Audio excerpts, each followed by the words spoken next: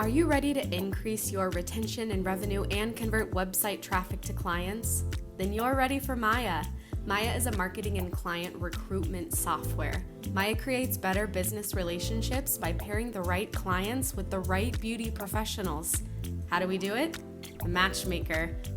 Your brand will have its own unique matchmaking survey. By pairing people based on their skill set, budget, personality, and lifestyle preferences, Maya creates lasting relationships that keep both sides coming back for more. You don't get a second chance to make a first impression. Pair the right clients with the right beauty pros the first time. Visit joinmaya.com to get started. Have you ever gone on a mission trip?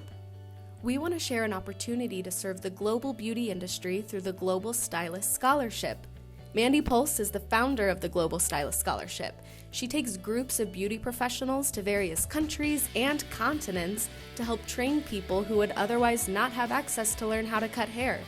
You don't have to be an educator. You don't have to be a seasoned pro. The Global Stylist Scholarship Organization has lead trainers who guide all volunteers on how to help others. This is a life-changing experience. You can apply to participate in 2025. Go to the link in our show notes to contact Mandy today. Thank you for joining me. This is Kati Whitledge with the Beyond the Technique podcast. Today we're talking about effectively managing people and priorities. I'm going to give you a few tips that I utilize to do this myself. So for those of you who may not be aware of all the things going on that I'm a part of, I'm going to share with you a little bit of that today. So first off, I'm married, so I'm managing my relationship with my spouse. I have 2 kids. One of them is not quite 2 years old. The other is 6 years old. So we're a busy young household. I am the founder of the beauty industry technology company called Maya. Maya is a client recruitment and marketing software. I'm so excited because, we're in 3 countries. We've helped bring over 500,000 leads to our salons, spas, barbershops. We have brought over $20 million of revenue to our members. It's been an incredible ride. Through Maya, I also facilitate a 7-figure mastermind for owners in the industry. I facilitate web events. I run an industry podcast. Hello, thank you for being here. I am doing web events. I'm speaking at events, whether in person or virtually. I also founded and currently own 2 hair salons, 1 nail salon, an Airbnb, and if that was not enough for funsies, I teach yoga and I love training. So I personally, I don't personally train, but I personally train myself 5 to 6 days a week. So there's a lot going on. And oftentimes I'm asked, how in the heck do you pull all of this off? And people say, something's got to give, right? And it used to really be quality time with my husband. It used to be quality time with my kids. And people are right. Something does have to give. There is no way you can do all of these things, as the title of this podcast goes, effectively, unless you really set some great parameters around your life and put really great systems in place to be able to pull it all off. We have, between all of our companies, over 30 team members. So there's just a lot of humans that we love and we're responsible for. So let's dive in. How to effectively manage people and priorities. Well, first off, it's really hard and not effective to manage others or your business priorities if you cannot manage yourself. So really the foundation for me is managing my life. Every single day I have a routine. And I don't know if you're like this, but I actually do better with structure. Sometimes even taking vacations, it can kind of stress me out a little. Like once I'm on the vacation, I'm fine, but I'm probably over the top in preparing for it. I feel like if I lose a bit of my routine, then I'm like, who am I? What does my life even mean now? Do you ever feel like that? Because I live such a habitual lifestyle. So when I get up every day, I do really the same routine. If you've heard other podcasts in the past, you've heard this before, but I start my day off. First off, I drink lemon water. I have a daily devotional. I do typically like a 20-minute yoga sequence to get my body just warmed up and moving. Um, every day I train. I like typically don't start my days with other meetings or events until I first have my training session in. I like to piggyback that with some time for walking. I'm in Wisconsin, so if the weather's nice, I try to carve out literally in my calendar time to get outside for the walking because I think walking is so important. Also, every single day I carve out time. This seems probably nuts to every day carve out time to think. I'm also strategic with my workouts and my walks. Walking time can be thinking time. Workout time can be learning time because last but not least, I always try to carve out time throughout the week to absorb and learn from other people that I think are impactful in how they are leaders and how they show up in the world. So I listen to other podcasts, I listen or watch YouTube, video education, I read books. My New Year's resolution is reading 12 books. I'm going to look at my whiteboard. I am on book 5 right now. So, right in step with where I'd like to be, maybe a little ahead, which is never a bad thing. So that may sound over the top, but these are literally non-negotiables that when these things become a priority, then everything else that I show up as the best version of myself, ready, set, go. Like, let's do this. But if those things don't happen, then I'm not the happy person or the peaceful, joyful person, the sound mind, the prepared, energetic body. So that is the foundation of all of this, is managing yourself in order to manage others and all of the things on your plate. The next thing I like to, kind of the second piece of the foundation is managing my household. I'm pretty particular about where things go in my house. Now, I'm not OCD. You could come in and there could be toys throughout that I need to take time to pick up or have my kids pick up. But I am very typically clean and organized. I feel like when my house is clean and organized, then I feel a sense of like, okay, I'm put together. My life is put together and there's order here. I'm okay to now go off and do all the things. I love laundry. I once read this book by Gretchen Rubin called Better Than Before. And she had this rule for adults that as an adult, it's easier to keep up than it is to catch up. So imagine if the weekend comes and you have like 12 loads of laundry to do. It'd be terrible. It'd be like overwhelming and depleting. So I don't do laundry like that. I literally do 1 to 2 loads of laundry every single day. It's part of me keeping up so that I never have to catch up. Gosh, I'm going to put the link in our show notes for that book because that was such an awesome book for my life in so many different areas. But that was just one key takeaway. It's easier to keep up than catch up. So when my household is well stocked, one of the things that we do for our household is we order all of our groceries. I order everything. I mean, I have things on auto shipments, like subscriptions for all the things that we use regularly as a household or me personally. If I know that I have a protein powder that I typically do, I have that on subscription. But I don't take time to go run errands. When I think about the cost of my time, And time is one of those currencies we never get back. Like money can come and go, but your time just goes. Like you don't get more of it. So I'm pretty protective of the time, my use of time. And so one of the things we've just don't do, unless it's for fun, like, oh, a special event and I'm going to go do extra grocery shopping for this extra event. But for our everyday lives, we know what we eat. We don't really stray far from that. And so we have everything delivered right to our front door. And that has been really helpful in organizing our life, keeping things stocked, and managing our household. So, first, the foundation is managing yourself, then managing your household.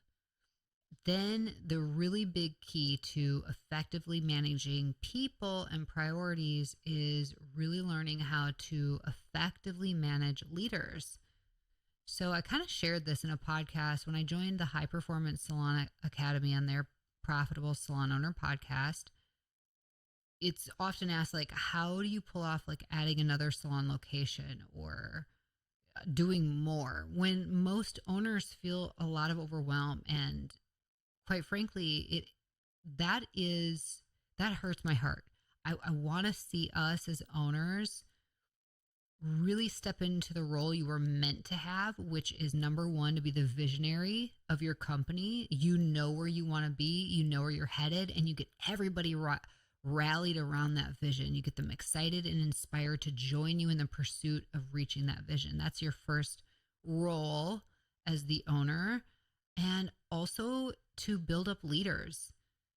That should be like, we should be growing leaders, equipping them to be the ones in charge of operations, trusting them and empowering them. So that is my next foundation in managing people. It's growing leaders. And the more leaders that I can put in place for various responsibilities, so different departments for a hair salon specifically could be, you have your location manager, you have your director of education, you have your location educator and trainers, your bridal coordinator potentially, you have your lead, guest service team member, you have who is managing and overseeing marketing, social media, those types of roles and responsibilities. So your role is to create more leaders who run the show.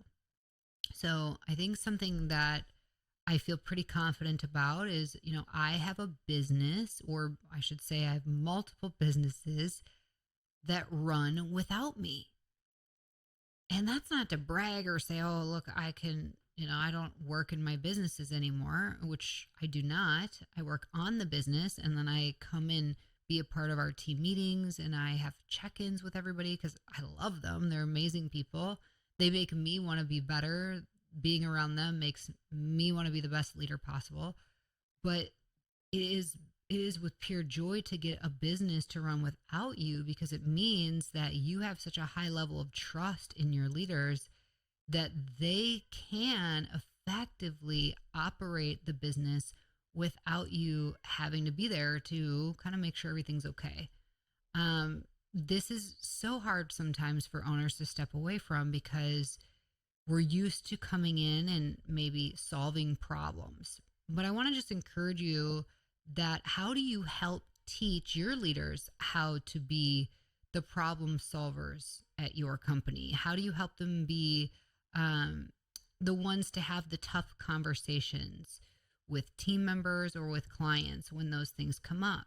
And again, you put these great processes and systems in place, and they can help you come up with it, so you don't have to actually be the genius with all the ideas. You use the best of everybody's ideas. So as a great leader, you just have to be a great listener and really support your top leaders. So ways that I support our leaders is, first off, giving them an opportunity to grow personally and professionally. So I love to teach and educate them myself, but we also have like a leadership book club where, we all commit to reading this great book, and then we share ideas and how it affects us. And together we're getting we're becoming better leaders, the together word is the key part of that. Um, Giving them some autonomy. So, micromanaging is kind of depleting. And I joke with them that when I actually do come around and I'm at the salon with them, that sometimes I can micromanage them because I'm bored. If I'm going to be there, I want to be doing something. So then I get way too involved and they're like, Katie, we got this. It's okay. You don't have to get involved in this. So, um, really just giving them the autonomy to say, hey, I trust you and I know that you're going to do this in your way and it's going to be the outcome is what we're going for here. Even though I've showed you my best way and that's how you started probably when you were new, but you've kind of evolved this task or this responsibility in your own way. I trust that and I know that the outcome is going to be great. Why? Because you have an awesome heart, you're passionate about it, and you want great things for this company and for your team. And that's the cool part about leaders. When you're growing leaders, you're growing people who love people. You're growing people who want to serve other people. So when HPSA, asked me in this podcast, how do you handle all this and growing and opening new locations? I said, the bigger you get, the easier it becomes because you create more leaders that oversee other leaders, and it's kind of like building that corporate structure, but you don't have to feel all corporate-y in doing it. Now, there's nothing wrong with building a corporate structure or having a more corporate outlook on the way you structure your organization. But I know that with so many owners, you want to have that really, I don't want to say homegrown, but you want to have a different feeling to your brand. And that feeling can stay the same, even though how you are growing your leaders. So maybe it starts out with a location manager, and now you have more than one location manager, and you grow somebody up to oversee both locations, but at each location you still have kind of that main operational leader there. So you've just kind of grown your organization chart. You check in with that main leader, so you have one person you check in, and that one person checks in on the leaders within both of those companies. Do you see what I'm saying? So the bigger you get, actually the easier it can get. But here's the mind shift for you in managing people and priorities. The mind shift, and this might be a breakthrough for somebody listening today, is that you have to start looking at your leadership team as if they are the owners of the company and you are coaching them on how to effectively, positively, profitability, like how to have a successful salon. So imagine your leaders come to you and say, hey, we're really struggling with this. I hear what you're saying.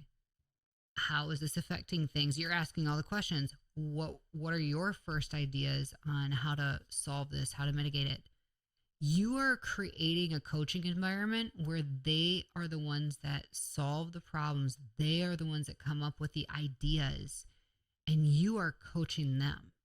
When you step away and lose the emotion of this is my baby, this is my business. Well, I kind of want the outcome to happen this particular way, or if it were me, I would have answered my own question like this, or this is how I see it, or it should be.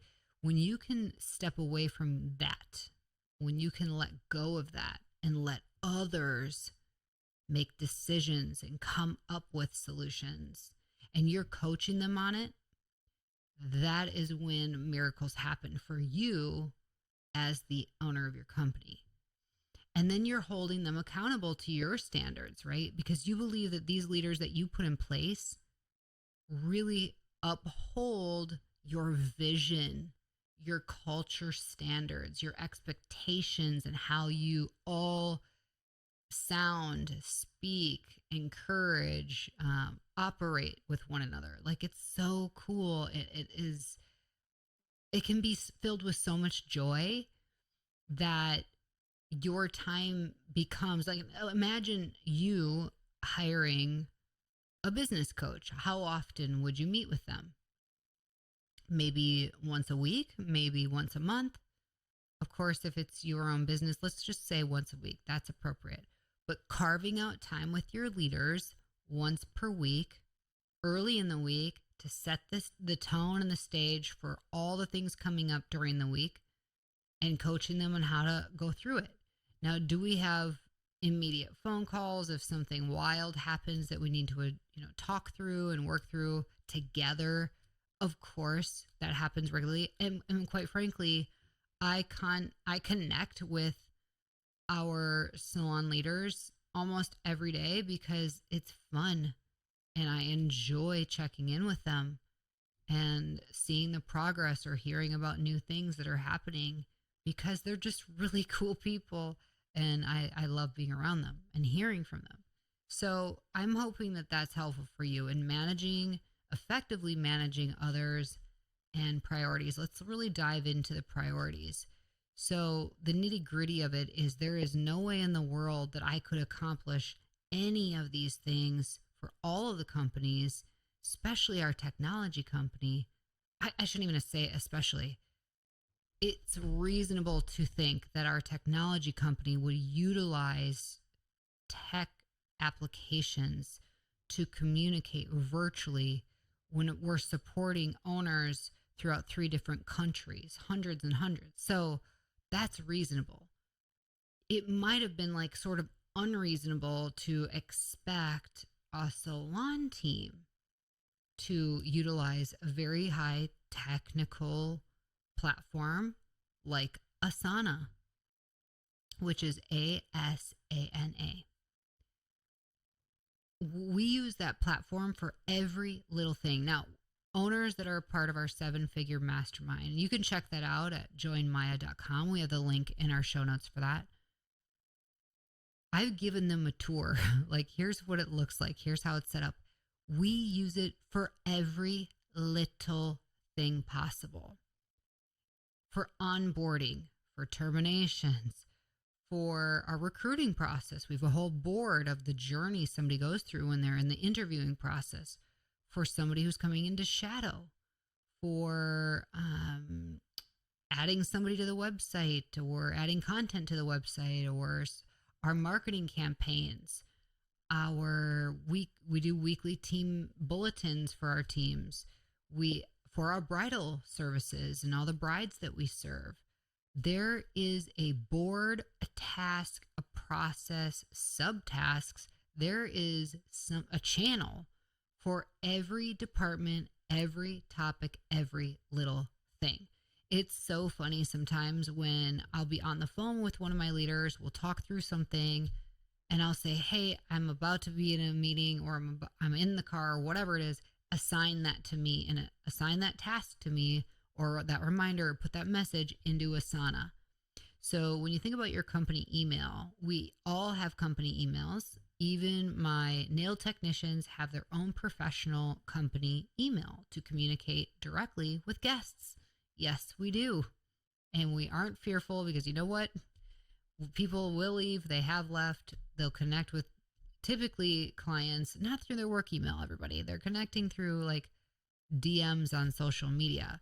So I know owners have said, whoa, you give your team like their own professional emails and then they're just allowed to talk to their guests. Well, yes, I don't want to be the middleman in that relationship. And our guest services team are plenty busy, and if you can be the direct person to connect with your client in the way that you're serving them, that is the best thing for the guest. So let's empower all of you to be able to do that. So yes, they all have their company email, but kind of our rule of thumb is company emails are for client communications or vendors. So when we're talking to whomever we're buying our products from, or our software companies, various things like that, we'll use email. Everything internal, any internal communication that's going on at any capacity, it gets put into Asana. And that, my friends, has been the game changer of a lifetime. Now, let me just tell you, a lot of team members have these brilliant ideas randomly all throughout the week. And they'll come up and they'll say, hey, I think we should buy this new thing that everybody's talking about. This would really help us when we do our hair color services. Or, hey, I want to do this new class. Can this happen? Or there's just never ending requests, right? I mean, do you feel that? Do you feel like there's constant requests? So in our Asana board, we've created a board called 2025. So every year, this year it's 2024. So we know that next year is 2025, right? Okay. So it's called 2025 topics to discuss. So one of our boundaries is, and think about this as like financial. If you set a boundary financially that you're not, that you, I'll say this, that you are spending, let's say $10,000 on education to bring to your team every year. Let's just say for easy numbers, that's what you are willing to spend. It would not be unreasonable to say, this is what we can do this year. This is within our budget, because there is only so much money that you can invest in something like that category. So it's reasonable to have a boundary when it comes to money. But sometimes it's not reasonable to have boundaries when it comes to, can we offer this new service? Can we go here? Can we do this? Can we do that? Then it becomes overwhelming, right? So this is where somebody brings something up. We say, awesome. We're going to put this in our 2025 topics to discuss. Now, you could have one for this year. Maybe their idea is cool and you could implement it, but it would be like, we're going to think about that in Q3. Okay. The third quarter of the year is when we will carve out time to have this pop back up with a due date. The due date is there to remind us as leaders to dive into this topic, this idea, and consider it. By putting things here, and by the way, this means there's no post-it notes, there's no awkward trying to remember all the things, like that's just chaos. So it gets rid of that, and it also gives you just space and grace to think things through. How many of you have just impulsively gone with the flow, only later to say, gosh, we did that thing and then we never used it, or we bought that thing and it's turned out to not be the best investment we ever could have made. So by putting things on a board to discuss at a future time is really smart in how to manage priorities effectively. And think about every year with your vendors. You know how no matter what product line you use, they'll say, hey, in Q4, we're going to be launching this and this new product. Well, you're kind of doing the same thing. Map out your year based on quarters and really pre-plan. Every year, we're going to offer 2 major education classes in addition to our kind of ongoing education and training. And when I say major, it could be like, we're going to bring in this big name and then this big name. We're going to do these big things. Or I know a salon, I just love this. They just took a huge part of their team to Mexico on a really cool getaway together. Like, that is amazing. So you can plan those things out and really look at the whole year at a glance. And you could say, we're open to 2 new, like, large purchases this year. Maybe that looks like new blow dryers for everybody's station, and the company takes care of that for them. Maybe it's a benefits thing. Maybe once per year, you are willing to consider adding another company benefit.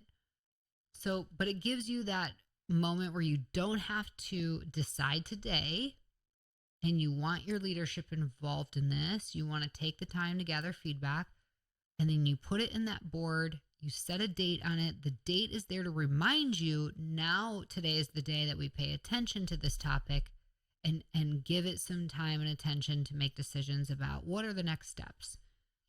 I think that is just so helpful. If you haven't done something like that, it helps you create boundaries. But also in managing priorities, sometimes you have to say no. Like, this may be a no, not right now, or this just may be a no. And no is okay and it's safe to do. The biggest rule behind no is really sharing the why behind it. Um, and that might sometimes mean a conversation with the entire team and not just the leaders, where everybody's involved, so there can really be true understanding. You may have heard that you never want to launch something new without the buy-in from your team. And whenever we do this, we want buy-in first from like our top couple leaders. Like if they're bought in, like then let's take it to the next small little group of influential team members. And once we have our top leaders and then our top like influential team members on board and bought into a concept, then we bring it to the entire team. Well, the opposite is true too. When there's a no behind something, take your time to get buy-in and understanding from your top leaders. Hey, I see why you're saying no. I see where you're coming from, and that makes sense. Then bring in your top influential team members in addition to your leaders so they have an understanding, and then take it to the team. That way you have that support from everybody, and they don't feel like defeated.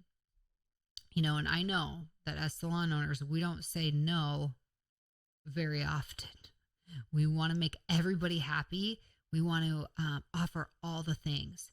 But at the beginning of each year, even now, you don't have to wait for a new year to do this. You can say, hey, every quarter we're going to entertain or pay attention to one new idea that could really positively impact our entire team.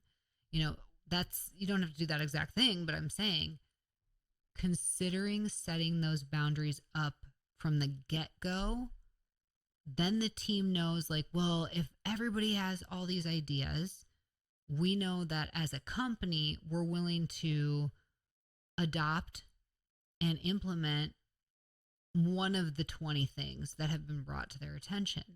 So it just helps manage expectations. We'll say that, because a lot of expectations are put on owners and leadership teams because everybody wants to have it all the time. And that's not necessarily a bad thing, but how do we set those healthy boundaries and still make everybody feel like, hey, this is a really smart approach. We're really well organized. We hear you out. We love you. And that's the most important thing, is your level of care for everybody.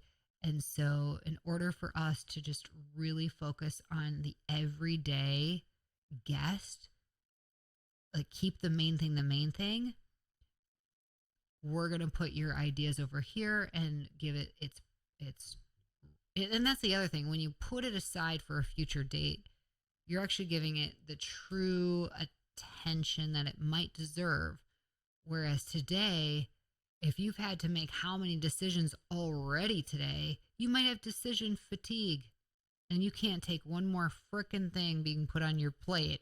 So if somebody comes up to you, you're going to be like, no, I don't care what it is. It's a no, right? Like it's not a great mindset to have. So it just gives you such a release of saying, we're going to add that to our 2025 topics to discuss. The more leaders, I'll say this, the more leaders you have in place, the more they're going to see the behind the scenes and come to appreciate all that is constantly happening with salon operations. When we added a new salon location ourselves, literally this year, in February, so it's not too long ago, we decided to have different location educator trainers. So they got brought into this new leadership dynamic where our director of education helps oversee them. She kind of trains our trainers, and then our trainers at each location are really the culture keepers and help train up our levels 1 and 2 hairstylists. So by bringing them in to this inner circle leadership group, it has given them just an eye-opening opportunity to say, wow, I actually cannot believe how much is going on, how many things you all are paying attention to, how many opportunities that you're giving all of us, the things that you're involved in. It's a lot. It is a lot. And I think it just helps them appreciate it. And then they become advocates when they're on the floor now. And if they start hearing things from other people, they can really be that first line of communication. And because they're culture keepers, it's going to be really positive and from the right mindset. So this is all good. I hope that you have some great takeaways today from this conversation. So, just a quick recap: how to really effectively manage people and priorities. Gosh, it starts with you and your household, the lifestyle that you set for yourself. Just make that a non negotiable, whatever is the best fit for you, that fills you up, helps you show up as the best version of yourself. Just please set some boundaries around that and make that a non negotiable for your life, because everybody around you will be better for it. When the leader gets better, everybody gets better. And then from there, it's all about growing leaders. The more leaders that you put in place, the less you are involved. And the more you can really just sew in, lead the leaders, and be a part of growing more people, and growing your leaders to grow more people, and it just will continue. It's an awesome cycle. And then managing your priorities, just utilizing tech applications and just putting those processes and systems in place. This has been a game changer for my life.